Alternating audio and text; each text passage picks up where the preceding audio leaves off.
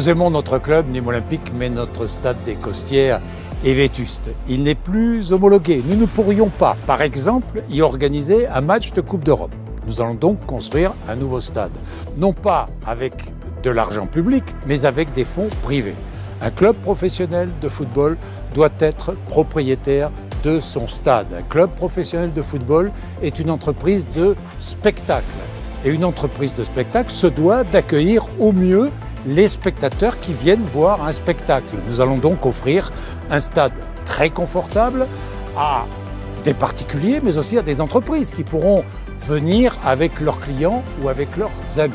Ce stade sera unique en Europe, avec un rooftop, une promenade circulaire sur le toit, le long de laquelle on trouvera une bodega, on trouvera des bars. Ce sera un endroit magique, un endroit unique. Ce stade sera dans une enceinte sportive, une très large enceinte sportive, qui elle-même fera partie d'un quartier, d'un nouveau quartier urbain, unique en Europe, je vous le disais. Cette enceinte sportive sera ouverte toute l'année. Il y aura des activités toute la semaine, ce qui permettra de pérenniser Nîmes Olympique, puisque les revenus de ces activités iront dans les caisses du club. C'est donc notre manière, c'est notre façon de pérenniser Nîmes Olympique. Je le disais, un quartier qui proposera des activités sportives dans le stade, dans des salles, du futsal par exemple, mais aussi d'autres activités culturelles. Et ce quartier proposera aussi des logements autour du stade. Ce sera une ville dans la ville, en quelque sorte.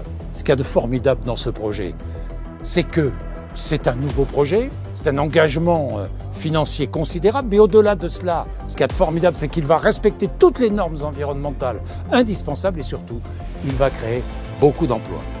Mais je préfère laisser le soin à Denis Valode, qui a conçu ce projet avec ses équipes, lui laisser le soin de nous donner tous les détails nécessaires.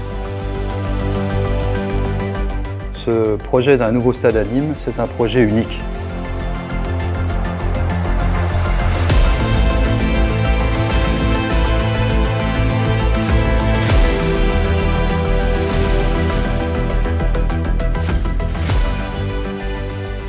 C'est un projet qui est exemplaire de ce que peut être une densification douce. C'est-à-dire qu'on a aujourd'hui un terrain avec un stade. Alors il se trouve que le stade va être abandonné parce qu'il est mal orienté, parce qu'il est obsolète. Et donc l'idée c'est de reconstruire un stade en changeant l'orientation.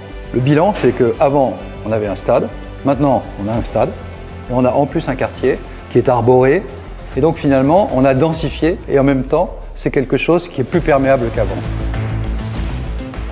On a imaginé une architecture qui va puiser ses racines dans l'histoire de Nîmes. Et Nîmes, c'est la Rome française. Il y a des bâtiments romains qui sont les mieux conservés au monde.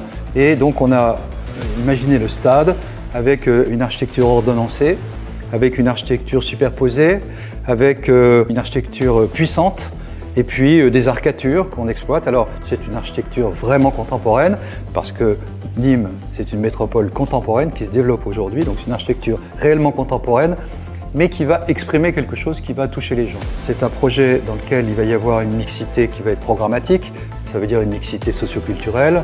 Il va y avoir une mixité générationnelle. On aura par exemple à la fois école et hébergement pour personnes âgées. Il y aura la mixité des activités du stade. L'idée c'est d'avoir un stade qui vive 365 jours par an. Ça sera le seul stade en France, à ma connaissance, qui est un hôtel 4 étoiles qui sera à l'intérieur.